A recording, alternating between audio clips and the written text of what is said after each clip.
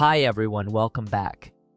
This is Jason Chatham, 9-time Salesforce certified developer. On this video, we will review a practice question on the following topic.